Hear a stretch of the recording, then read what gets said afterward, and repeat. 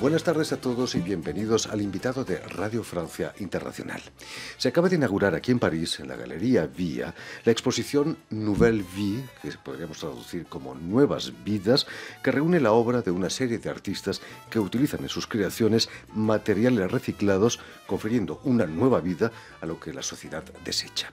Entre los artistas se destaca el francés Thierry Janot, quien trabaja desde hace años en la Ciudad de México, creando belleza a partir de botellas de plástico usadas y al mismo tiempo devolviendo la dignidad y la autoestima a las personas que trabajan en su proyecto. Y precisamente para hablarnos de esta exposición y de su trabajo como diseñador, Thierry Janot ha sido tan amable de venir hasta nuestros estudios. Buenas tardes, Thierry. Buenas tardes, gracias por la invitación, Jordi. Es un placer tenerte aquí entre nosotros. Permíteme, Thierry, que explique antes que nada que has nacido en la localidad de Beauvais, aquí en Francia, en 1963, y que vas a estudiar artes plásticas aquí en París, en la École Saint-Charles, la Escuela San Carlos. Cuéntanos, ¿qué es lo que te llevó a las artes plásticas? Pues mira, primero yo creo que había una influencia desde la familia. Yo soy de familia de artesanos, del lado de mi padre. Y creo que eso sí me dio una influencia, un gusto hacia, lo puedo llamar artesanía, las cosas hechas a mano, saber reinventar técnicas, saber sacar provecho de un material. ¿Qué tipo de artesanía? Es una familia de joyeros. No con materiales preciosos, pero con piezas antiguas, con materiales y con plásticos antiguos, como tales como baquelita y todos estos plásticos antes de la guerra. Y yo recuerdo que estudiando en Saint-Charles, artes plásticas, yo tenía también que ganarme la vida y hacer algo que me da. Y empecé a hacer joyería, ¿no? Bisutería. Y con una amiga empezamos a vender estas piezas en unas tiendas de aquella época, que eran los inicios de los años 80. Y debo decir que este periodo en Francia, estos años, eran muy, muy creativos y había todo un movimiento de jóvenes creadores, de los cuales fuimos partes, ¿no? Y empezamos a vender en unas tiendas de Saint-Germain, de otras de tiendas de moda de la época, y a tener cierto éxito.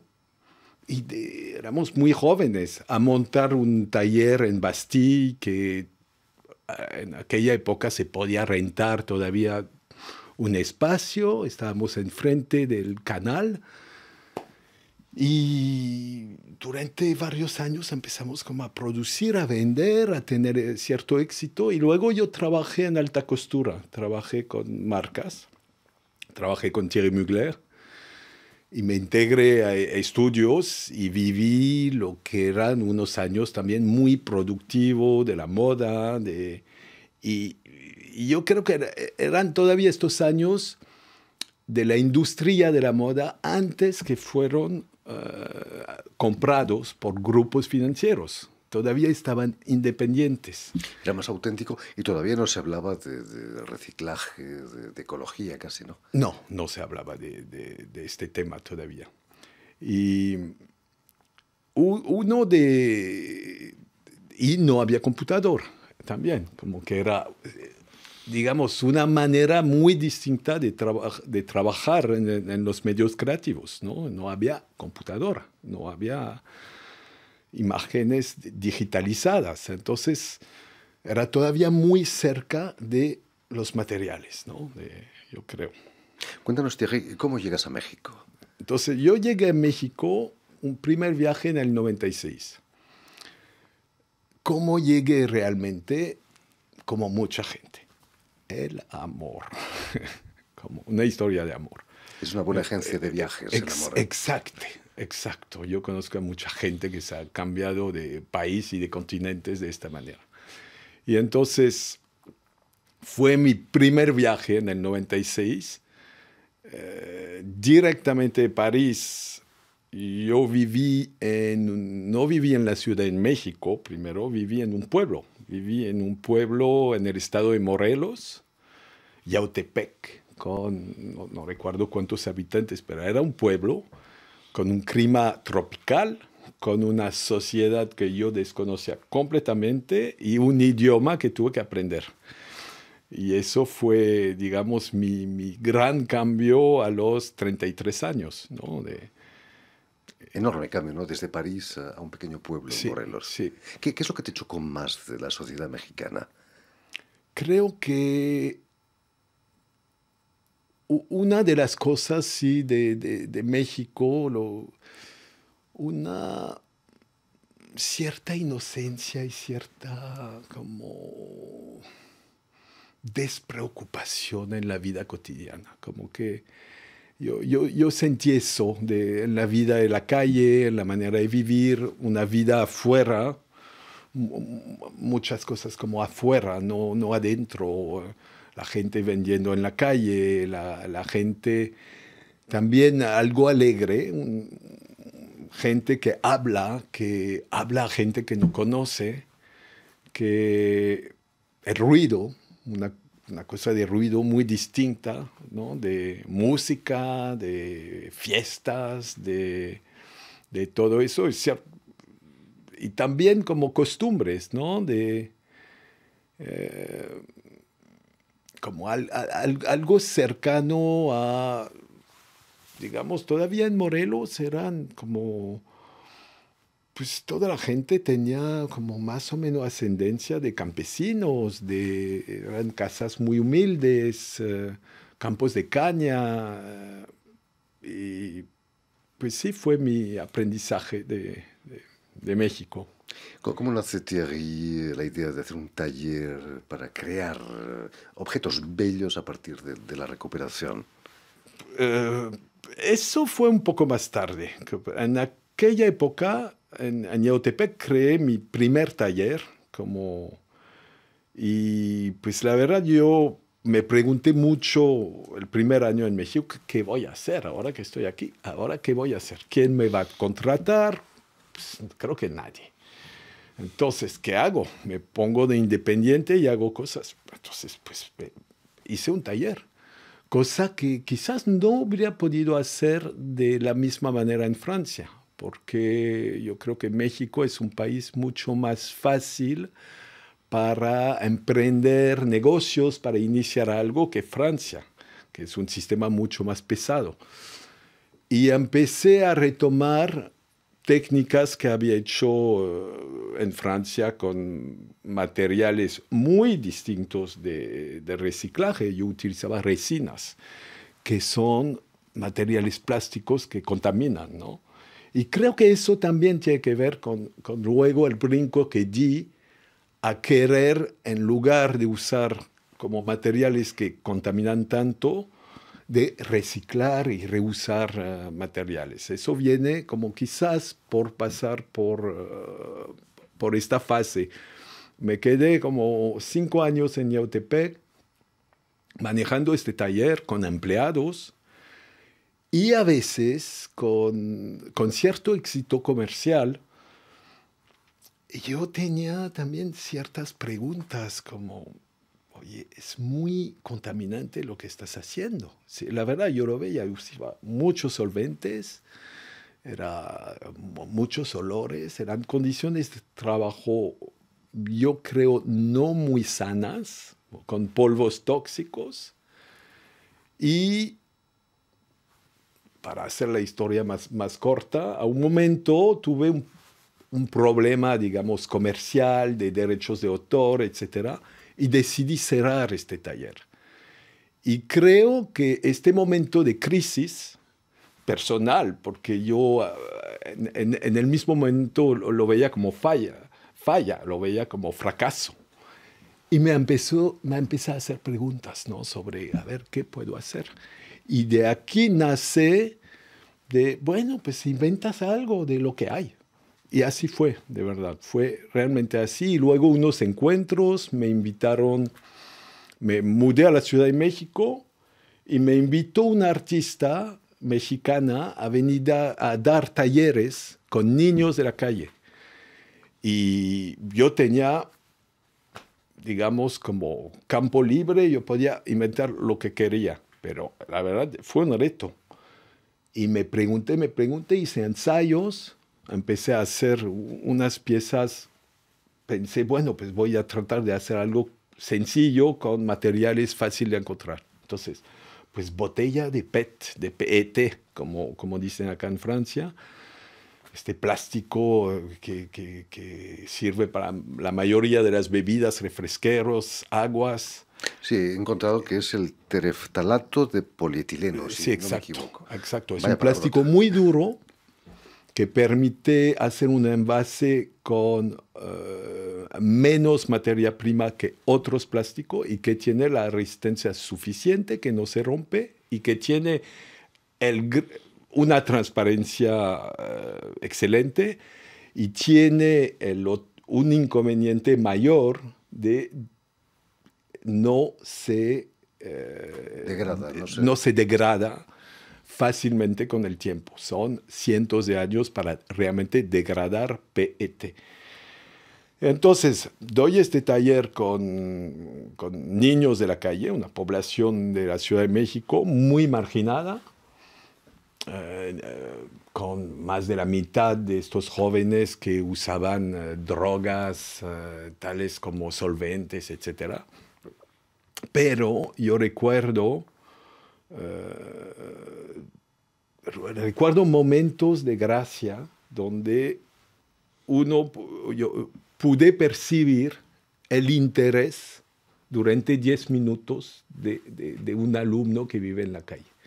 Y eso, la verdad, me empezó a llamar la atención de qué puedo transmitir también, qué puedo como aportar. Y en el 2005 empiezas a trabajar con los famosos pepenadores de Ajá. la Ciudad de México, ¿no? Sí. ¿Qué son los pepenadores? Los pepenadores es un término, yo creo que de hecho es un término muy local de la zona de la Ciudad de México. Y es la origen de la palabra pepenador viene del náhuatl y quiere decir la persona que recolecta, que recoge del piso, que recoge materiales, ¿no?, usados. Y entonces son los recolectores de basura que viven de esta recolección. Es decir, hay que pensar en el sistema de la Ciudad de México. La Ciudad de México funciona con un servicio, digamos, de recolección de basura muy distinto del servicio que pueden tener en Francia. La primera cosa es que pasan en los barrios con un camión, pero estos no son pepenadores, son el servicio de la ciudad, que manda un camión que se para a ciertas cuadras de la ciudad y la gente se acerca al camión para dar su basura. No van a cada edificio a recoger un contenedor. Eso no existe en la Ciudad de México. Hay horas donde pasa este camión. Entonces hay que estar. Y los pepenadores son, digamos, un sistema alternativo de gente que selecciona lo que pudiera ser tirado en la calle, que todavía tiene algún valor. En general son los materiales básicos, que son el papel, el cartón, el metal, que ya subió de precio en todos los países. Entonces el cobre, el aluminio y el fierro son valiosos y más en una sociedad donde el nivel de vida es mucho más bajo. Entonces son gente que vive de eso, vive de esta recolección. En general es una población marginada que también ha tenido problemas de explotación en ciertas zonas porque hay intermedios que, digamos, se adueñan de grupos de pepenadores y que se vuelven un poco esclavos de un cacique local que tiene un terreno donde selecciona materiales. Entonces, yo estudié mucho todo este contexto cuando inicié y yo fui hasta los basureros de la orilla de la ciudad, que son zonas de fin de mundo, de verdad. Y pensé, bueno, entonces quiero diseñar piezas con eso, quiero conseguir tal tipo de material. Me acerqué a gente que hace negocio a un nivel más alto que el pepenador y lo que sentí es una mafia. Entonces me alejé y decidí trabajar a un nivel más local. Entonces trabajé más en mi barrio.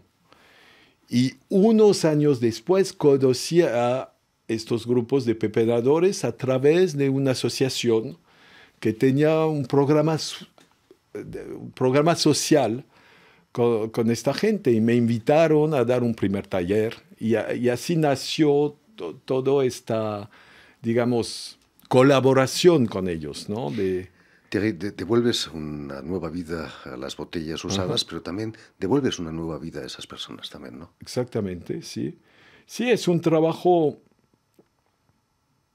es una población muy particular porque es una población frágil, marginada. Muchas veces he visto varios perfiles, jóvenes con problemas de adicción que se vuelven pepenadores, pero bueno, son, digamos, pepenadores ocasionales para sobrevivir. Otros, en el grupo en el cual trabajo, hay mujeres que estaban a la vez en lo que se llama la pepena, la recolección, pero también la prostitución, en unos barrios muy marginados. Y luego tengo unos cuantos que solamente han hecho esta actividad y que no consumen drogas, pero sí están marginados. Y creo que para ellos muchas veces es un sentimiento de estar en la última clase de la sociedad. Es decir, la que toca las cosas sucias, la que vive en las peores condiciones. Entonces, no sé, como cuando di mis primeras clases, talleres, sí, yo estaba muy impresionado y muy, de una cierta forma, muy emotivo.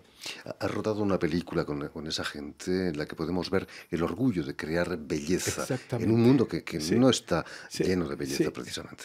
Y me di cuenta de eso, me di cuenta del poder de las palabras, el poder del contacto humano y el poder de decir a alguien, lo que acabas de hacer está realmente muy bien, bello, o otros calificativos, armonioso, como lograste como equilibrio de eso.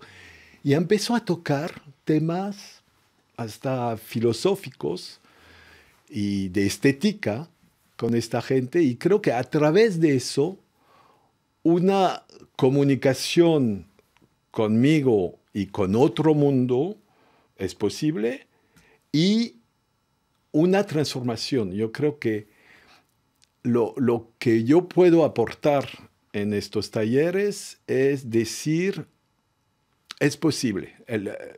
Tú puedes transformar tu condición como tú estás transformando un material. La bella Y, metáfora. exacto. Y es lento, es poco a poco.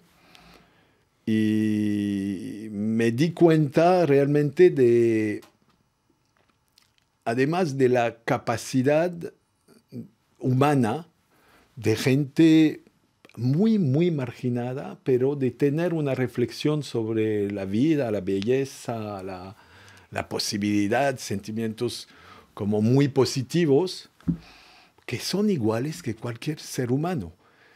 Y, y de hecho tuve un encuentro muy importante el año pasado con un diseñador muy conocido que se llama Stefan Sagmeister, austriaco, que vive en Nueva York, que vino a dar una plática sobre belleza en México. Y me acerqué a él y Stefan está preparando una exposición para el 2018 y me encargó de crear una pieza para esta exposición que será inaugurada, creo, en Viena, no sé exactamente la fecha, pero va a ser como alrededor de octubre de 2018, una exposición que va a ser muy importante.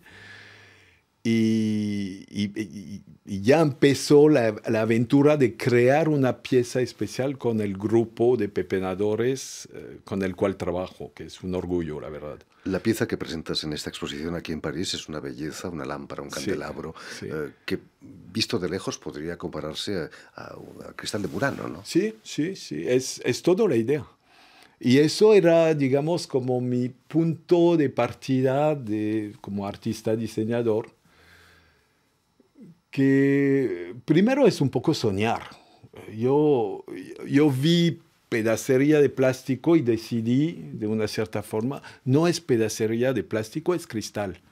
Y lo tomé de esta manera, de verdad, como, aunque uno nunca está seguro del resultado, fue mi punto de partida. Yo quería hacer algo, un homenaje a cierto ícono de lujo, también clásico. No quise inventar una forma modernista, no, yo quise retomar más bien como lo que es algo que brilla, ¿no? A través de un material completamente olvidado, deshecho, sin ningún valor. Y fue esta visión que me interesó trabajar, y la verdad fue muy lindo tener ahorita esta pieza expuesta en París. Primera vez que yo tengo una exposición en París. Expuse en Nueva York, en México, en Londres, pero nunca en París, que es mi ciudad.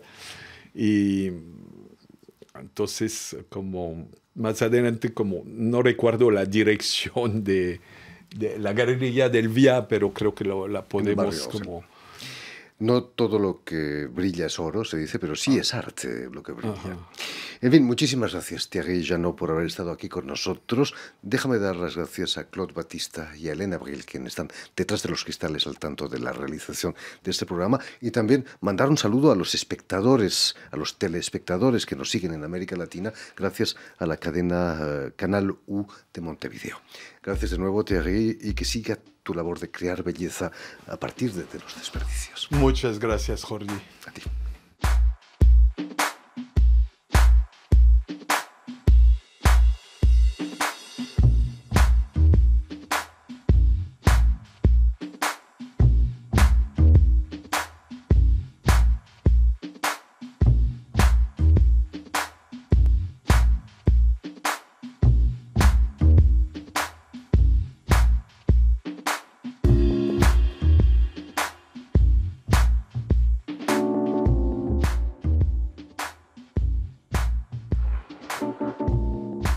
Talking with another man,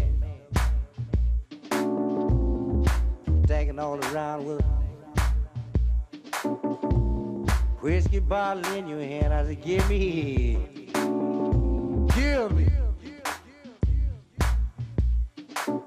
back that wig I bought you.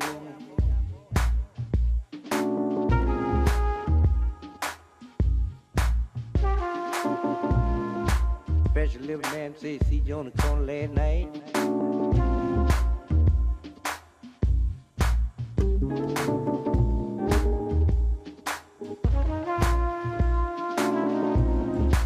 Woman, you don't need no hair at all.